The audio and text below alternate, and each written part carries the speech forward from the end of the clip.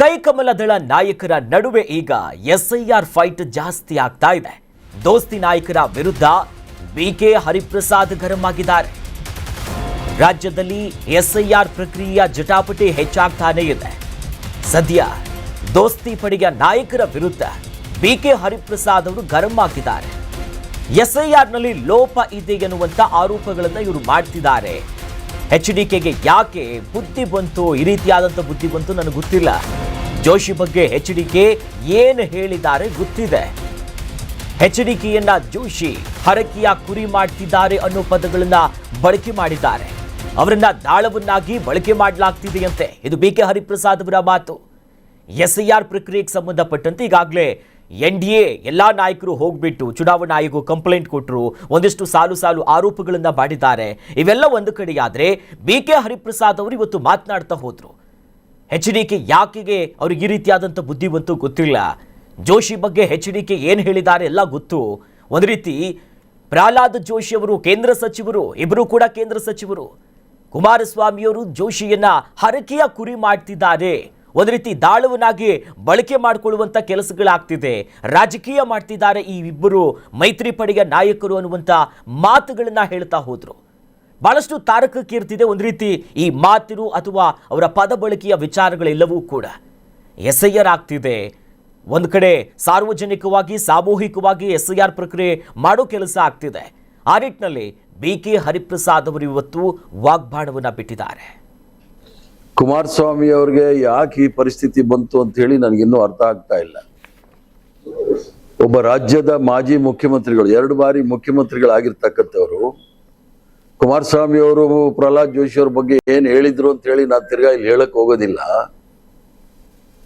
ಇದೇ ಕುಮಾರಸ್ವಾಮಿ ಅವರನ್ನ ದಾಳವಾಗಿ ಉಪಯೋಗಿಸ್ಕೊಳ್ತಾ ಇರತಕ್ಕಂತ ಈ ಮಹಾನ್ ನಾಯಕ ಪ್ರಹ್ಲಾದ್ ಜೋಶಿ ಅವರು ಕುಮಾರಸ್ವಾಮಿ ಅವರನ್ನ ಬಲಿಪಶುವಾಗಿ ಮಾಡ್ತಾ ಇದ್ದಾರೆ, ಹರಿಕೆ ಕುರಿತಾರ ಮಾಡ್ತಾ ಇರ್ತಕ್ಕಂಥ ನಾವು ನೋಡ್ತಾ ಇದ್ದೀವಿ.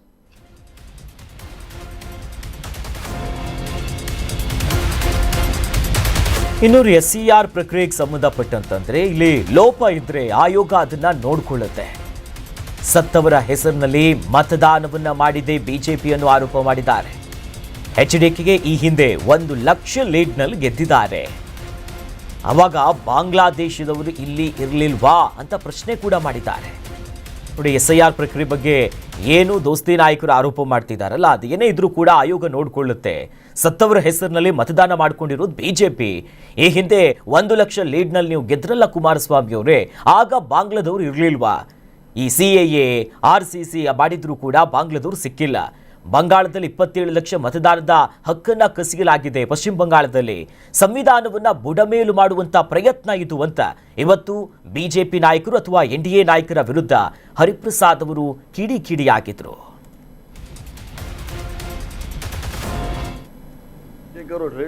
ನಾವೇನಾದ್ರೂ ಡೂಪ್ಲಿಕೇಟ್ ಇವ್ರ ತರ, ಯಾಕಂದ್ರೆ ಭಾರತೀಯ ಜನತಾ ಪಾರ್ಟಿ ಅವ್ರು ಇದೇನು ಹೊಸದಲ್ಲ. ಅವರು ಜನಸಂಘ RSS ಅವರು ಸತ್ತೋಗಿರೋರು ಓಟ್ ಹಾಕ್ಬಿಟ್ಟು ಹೋಗಿರೋದು ನಾವು ಬಹಳ ಸಲ ನೋಡಿದೀವಿ. ಬೂತ್ ಓಪನ್ ಆದ ತಕ್ಷಣ ಸತ್ತೋದವ್ರು ಎಷ್ಟು ಜನ ಇದ್ದಾರೆ ಸ್ವರ್ಗದಿಂದ ಕರ್ಕೊಂಬಂದು ಅವ್ರು ಓಟ್ ಹಾಕ್ಬಿಟ್ಟು ಹೋಗ್ತಾ ಇರ್ತಾರೆ. ಈ ಕೆಲಸ ಭಾರತೀಯ ಜನತಾ ಪಾರ್ಟಿ ಎಕ್ಸ್ಪರ್ಟ್ಸ್ ಅವರು, ಡಾಕ್ಟರೇಟ್ ತಗೊಂಡಿರೋರು. ಇವ್ರು ನಮಗೆ ಹೇಳೋದು ಬೇಡ. ನಾವು ಯಾವತ್ತೂ ಸಹ ಅಡ್ಡದಾರಿ ಹಿಡಿದು ಸರ್ಕಾರವನ್ನಾಗ್ಲಿ ಚುನಾವಣೆ ಗೆಲ್ಲಲಿಕ್ಕೆ ನಾವು ಪ್ರಯತ್ನ ಮಾಡೋ ಜನ ಅಲ್ಲ. ಇವ್ರ ಪ್ರಕಾರ ಬಾಂಗ್ಲಾದೇಶಿಯವರು ಅಂತ ಹೇಳಿ ಕುಮಾರಸ್ವಾಮಿ ಅವರು ಸಹ ಹೇಳಿಕೆ ಕೊಟ್ಟಿದ್ದಾರೆ. ರಾಮನಗರದಲ್ಲಿ ಹೋದ ಬಾರಿ ಒಂದು ಉಪಚುನಾವಣೆಯಲ್ಲಿ ಶ್ರೀಮತಿ ಕುಮಾರಸ್ವಾಮಿ ಅವರು 1 ಲಕ್ಷದಲ್ಲಿ ಗೆದ್ರಲ್ಲ, ಆಗ ಬಾಂಗ್ಲಾದೇಶಿಯವರು ಇರ್ಲಿಲ್ವಾ ಅಂತ ನಾನು ಕೇಳಕ್ಕೆ ಇಚ್ಛೆ ಬಿಡ್ತೇನೆ. ಅದ್ರ ಜೊತೆಗೆ ಏನಾದರೂ ಚಂದ್ರಶೇಖರ್ ಅವರು ಹೇಳಿದಾಗೆ ಪ್ರಹ್ಲಾದ್ ಜೋಶಿ ಅವರು ಕರ್ನಾಟಕದ ಅಭಿವೃದ್ಧಿ ಬಗ್ಗೆ, ಕರ್ನಾಟಕದ ಸಂಸ್ಕೃತಿಯ ಬಗ್ಗೆ ಪಾರ್ಲಿಮೆಂಟ್ ಅಲ್ಲಿ ಎಷ್ಟು ಸಲ ಮಾತಾಡಿದ್ದಾರೆ, ಯಾವ ಕಾರ್ಯಕ್ರಮಗಳಾಗ್ಲಿ ಎಷ್ಟು ಹಣ ತಂದಿದ್ದಾರೆ ಅಂತ ಹೇಳಿದ್ರೆ ನಮಗೂ ಬಹಳ ಸಂತೋಷ ಆಗುತ್ತೆ. ಕರ್ನಾಟಕ ನ್ಯೂಸ್ ಬೀಟ್ ಫಾಲೋ ಮಾಡಿ, ಸಬ್ಸ್ಕ್ರೈಬ್ ಮಾಡಿ.